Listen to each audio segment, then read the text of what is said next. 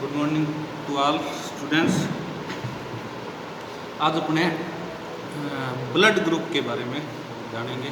तो chapter number 9 और इसके बारे में जितनी डिटेल है कंप्लीटली 100 क्वेश्चन आने वाले हैं जनरल, और वो आपको सारी डिटेल में अभी बताता हूँ आपको। तो इसमें फर्स्ट तो अपने क्या डेफिनेशन परिभाषाएं हैं, कुछ ऐसी परिभाषाएं हैं जिनको अपने को याद रखना पड़ेगा। जैसे बहुयुग्म विकल्पी, बहु मतलब बहुत, बहुयुग्म विकल्पी का मतलब ये हो गया कि बहुत सारे युग्म हो या बहुत सारे जोड़े हो। तो इसमें देखेंगे फिर एक परिभाषा आती है कि एलील्स। एलील्स क्या होते हैं? एलील्स के अंदर सेम लोकस पर स्थित जीन को एलील्स कहते हैं। सेम मतलब एक ही जगह पर जीन प्रेजेंट है तो उस चीज़ को अपने एलील्स बोल देते हैं। तो इसमें बाकी और है मल्टीपल एलील्स भी है। तो मल्टीपल एलील्स के अंदर क्या है कि समजात गुणसूत्रों पर एक ही लोकस पर स्थित होते हैं। समजात क्या होता है? जैसे समजात में हो गया जैसे जोड़ी के दोनों लक्षण, जैसे टी और टी है, कैपिटल टी और कैपिटल टी, तो ये समजात हो गए। तो इसके बाद में क्या रहता है कि मल्टीपल एलील्स में किसी भी प्रकार का क्रॉसिंग ओवर नहीं होता है। ये बहुत इंपॉर्टेंट बात है कि मल्टीपल एलील में किसी भी प्रकार का क्रॉसिंग ओवर नहीं होता है। तो इसके बाद में रहता है कि इसके बाद में आता है कि एलील्स किसके कितने एलील्स होते हैं। जैसे ये संख्या याद करने वाली है। इसमें क्या रहता है कि खरगोश में त्वचा के रंग के कितने एलील्स होते हैं। क्वेश्चन ये आता है खरगोश में त्वचा के रंग के कितने एलील्स होते हैं। इसके 4 एलील्स होते हैं। तो अपने को याद ये रखना है कितने 4 एलील्स होते हैं। और उसके बाद में रहता है कि ब्लड ग्रुप के कितने एलील हो गए। तो ब्लड ग्रुप के 3 एलील्स होते हैं। तो ब्लड ग्रुप में 3 एलील्स होते हैं। उसके बाद में रहता है ड्रोसोफिला में पंख के कितने एलील्स होते हैं। ड्रोसोफिला में पंख के कितने एलील्स होते हैं। इसके 5 एलील्स होते हैं। तो ये अपने कुछ देखा कि खरगोश के त्वचा के रंग के एलील्स कितने होते हैं, तो 4 होते हैं। उसके बाद में ब्लड ग्रुप के 3 और ड्रोसोफिला में पंख के रंग के इसके 5 एलील्स होते हैं। और फिर आता है एक आरएच कारक। आरएच कारक की खोज लैंडस्टीनर ने रिसस मकाका नाम के बंदर में की थी। आरएच कहाँ से लिया गया? आरएच लिया गया रहीसस मकाका, इस बंदर से लिया गया आरएच। तो इसकी खोज किसने की थी? कार्ल लैंडस्टीनर ने की थी। तो उसके बाद में अपने को ज़्यादा गहराई में ना जाकर अपने को कुछ संख्या ये मैंने आपको बताई, ये याद रखनी पड़ेगी आपको। तो अब देखिए अपने आते हैं ब्लड ग्रुप पे। मुख्य है इसमें एलील्स में आपको मैंने बताया था कि ब्लड ग्रुप के कितने एलील्स होते हैं। तो इसके 3 एलील्स होते हैं। कितने? 3 एलील्स होते हैं। तो अब देखिए ब्लड ग्रुप के अंदर क्या रहता है कि इसकी खोज भी कार्ल लैंडस्टीनर ने की थी। और कौन से सन में की थी? 1900 में की थी। मनुष्य की आरबीसी को दूसरे मनुष्य के रक्त सिर में रख दिया जाए तो इन कोशिकाओं को समूहन होने की संभावना रहती है। जब मनुष्य की आरबीसी क्या रहता है कि मनुष्य की आरबीसी के एग्लूटिनेशन आता है, एक शब्द आता है समूहन, कोशिकाओं का एक साथ इकट्ठा हो जाना एग्लूटिनेशन कहलाता है। जब अपना ब्लड किसी दूसरे व्यक्ति के ट्रांसफ्यूजन किया जाता है, ब्लड दिया जाता है, डोनेट किया जाता है, तो उसके अंदर क्या रहता है कि इसके एंटीबॉडी होती है। तो उसके अंदर अगर सेम ग्रुप का नहीं है तो वो अपने ब्लड उसको डोनेट नहीं कर सकते, या उसकी फिर अगर कर दिया जाता है तो उसकी डेथ हो जाती है। अब देखिए रक्त समूह 4 प्रकार के अपने पास, जो ह्यूमंस के रक्त समूह है वो 4 प्रकार के हैं। ए बी और ओ, 4 प्रकार के रक्त समूह है। तो पहले फर्स्ट अपने आते हैं रक्त समूह ए पर आते हैं। इस रक्त समूह वाले व्यक्तियों को आरबीसी में एंटीजन ए होता है। एंटीजन ए, और एंटीबॉडी कौन सी होती है? बी होती है। अब फिर सेकंड ब्लड ग्रुप आता है बी, रक्त समूह या ब्लड ग्रुप बी। बी के अंदर क्या रहता है, बी की एंटीजन क्या होगी, तो एंटीजन सेम ही रहती है हमेशा, तो बी की एंटीजन बी रहती है। और एंटीबॉडी कौन सी होती है इसकी, तो अपने ध्यान रखेंगे इसका विपरीत एंटीबॉडी इसके अंदर बी के अंदर एंटीबॉडी ए होती है।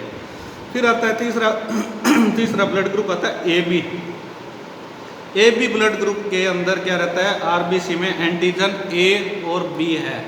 मैंने पहले बताया था कि एंटीजन का क्या रहता है, ए के अंदर एंटीजन ए, बी के अंदर एंटीजन बी, और ए बी के अंदर एंटीजन कौन सी होगी, ए और बी दोनों होगी। तो क्या रहता है कि इसमें ये इंपॉर्टेंट रहता है थोड़ा सा, इसमें कोई एंटीबॉडी नहीं पाई जाती है। अपने क्वेश्चन बनता है कि कौन सा ब्लड ग्रुप ऐसा है जिसके अंदर एंटीबॉडी नहीं पाई जाती है, कौन सा, ए बी है, और इसकी एंटीजन कौन सी होगी, ए और बी। तो लास्ट ब्लड ग्रुप आता है ओ। अपने थोड़ा सा एक ए बी के बारे में एक और भी बात रह गई थी, ये ए बी यूनिवर्सल एक्सेप्टर है, सार्वत्रिक रक्तग्राही, मतलब ये ए बी ब्लड ग्रुप किसी भी व्यक्ति का ब्लड ले सकता है। तो ये एक चीज़ ध्यान में रखने की है। तो फिर लास्ट ब्लड ग्रुप आता है, इसके अंदर क्या रहता है कि इसके ओ ब्लड ग्रुप है, तो इसके अंदर कोई एंटीजन नहीं पाया जाता। अब अपने बात करते हैं कि एंटीबॉडी किस ब्लड ग्रुप में नहीं होती, तो ये पीछे अपने पढ़ा था, ब्लड ग्रुप ए बी के अंदर कोई भी एंटीबॉडी नहीं होती है। और अब अपने ब्लड ग्रुप ए के बारे में बात कर लेते हैं। इसके अंदर क्या रहेगा कि इसके अंदर एंटीजन नहीं होता है, एंटीबॉडी तो होती है पर इसके अंदर एंटीजन नहीं होता है। तो अब अपने देखें एंटीबॉडी कौन सी होगी इसके अंदर, तो एंटीबॉडी ए और बी होगी इसकी एंटीबॉडी, एंटीजन तो है नहीं, एंटीबॉडी ए और बी होगी। फिर एक ब्लड ग्रुप ओ के बारे में एक और भी बात है कि ये यूनिवर्सल डोनर है, ये किसी को भी ब्लड दे सकता है। यूनिवर्सल डोनर मतलब सार्वत्रिक रक्त दाता। और ग्राही कौन सा था, ए बी। तो अपने अब थोड़ा सा ब्रीफ में देख लेते हैं कि ब्लड ग्रुप पढ़ रहे थे, ब्लड ग्रुप ए के अंदर एंटीबॉडी कौन सी पाई जाती है, एंटीबॉडी, ध्यान रखना एंटीजन तो वही होगा जो क्या रहता है कि ए ब्लड ग्रुप है तो ए के अंदर ए ही एंटीजन पाया जाता है, और दूसरा बी इसके अंदर एंटीबॉडी पाई जाती है। फिर सेकंड ब्लड ग्रुप आता है, उसके अंदर एंटीजन बी ही होता है और एंटीबॉडी ए। फिर थर्ड ब्लड ग्रुप था, इसमें ए बी के अंदर एंटीजन ए बी होती है और एंटीबॉडी नहीं पाई जाती है। अब अपने एक क्वेश्चन आता है कि कौन सा ब्लड ग्रुप ऐसा है जिसके अंदर एंटीजन नहीं होता, तो इसका आंसर रहेगा ओ। तो अब थोड़ी सी बात ये और देख लें कि कौन सा व्यक्ति ब्लड ग्रुप वाला, कौन से ब्लड ग्रुप वाले व्यक्ति कौन से ब्लड ग्रुप वाले को ब्लड डोनेट कर सकता है। तो अब आप देख के चलिए, ए वाला, ए ब्लड ग्रुप है तो ए वाला ए को तो ट्रांसफ़र कर ही सकता है, ब्लड ट्रांसफ्यूजन हो सकता है, दे सकता है ब्लड। और दूसरा किसको दे सकता है, दूसरा बी वाला बी को ही ब्लड दे सकता है। और उसके बाद में क्या रहता है, ए बी वाला किसी से भी ब्लड ले सकता है और दे नहीं सकता, ये किसको दे सकता है, तो इसका आंसर ये रहेगा, ये सिर्फ ए बी वाले को ब्लड दे सकता है और उसके बाद में ए को भी ब्लड दे सकता है, क्योंकि इसके अंदर ए भी पाया जाता है और बी भी पाया जाता है, बी को भी दे सकता है ये। फिर इसके बाद में रहता है कि आरएच कारक क्या है, इसकी खोज भी लेंसटीनर और विनर दोनों ने की थी, 1940 में की थी, तो रेसस मकाका बंदर में की थी। तो इससे रिलेटेड एक बहुत ही इंपॉर्टेंट डिजीज़ है एरिथ्रोब्लास्टोसिस पिटेलिस है। ये बीमारी क्या है इसके बारे में बताएंगे अपने। जब RH- स्त्री का विवाह RH+ पुरुष के साथ होता है, RH कारक है, एक फैक्टर है, जिसमें RH- वाली स्त्री का विवाह RH+ वाले पुरुष के साथ होता है, तो इनके गर्भ में बच्चा RH+ हो तो भ्रूण से कुछ कोशिकाएं, भ्रूण के अंदर कुछ कोशिकाएं जब डेवलप होता है, भ्रूण बनता है, तो वो कोशिकाएं क्या है, परिवर्तन के दौरान स्वयं की रक्त धारा के साथ मिक्स हो जाती है, ब्लड के साथ मिक्स हो जाती है। तो इन पैतृकों का बच्चा प्रथम बच्चा सामान्य होगा। तो दूसरी गर्भावस्था में क्या रहता है कि एंटीबॉडी, कुछ एंटीबॉडी माता से प्लेसेंटा के द्वारा भ्रूण में चली जाती है। कौन सी? दूसरे बच्चे के टाइम। फर्स्ट में नॉर्मल होगा और सेकंड में क्या रहता है कि जब प्लेसेंटा के साथ भ्रूण में चली जाती है एंटीबॉडी, तो ये बच्चा या तो भ्रूण में ही डेथ हो जाता है या उसके बाद में क्या है कि जन्म के कुछ समय बाद में इस बच्चे की मृत्यु हो जाती है। तो फिर उसके बाद में अपने इस डिजीज को नाम दे दिया था एरिथ्रोब्लास्टोसिस फिटेलिस। और उसके बाद में क्या रहता है कि अपने जो इंडिया के अंदर है, भारत में है, 93% लोग RH+ है और उसके बाद में 7% मनुष्य RH- फैक्टर रखते हैं।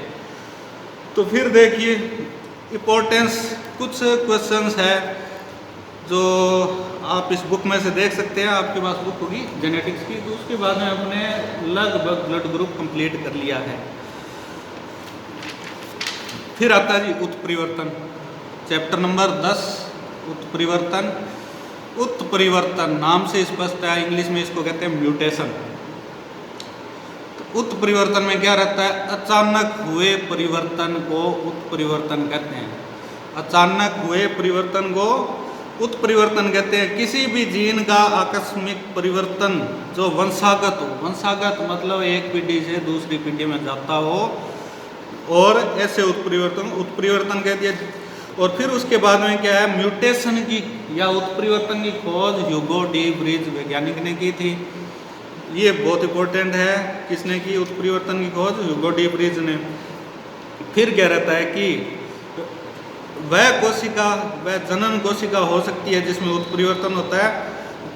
जनन सोमेटिक सेल म्यूटेशन, दैहिक कोशिका का जो उत्परिवर्तन होता है वो वंशागत कभी नहीं होता है। और सेकंड, जनन कोशिका का उत्परिवर्तन है वो वंशागत रहेगा।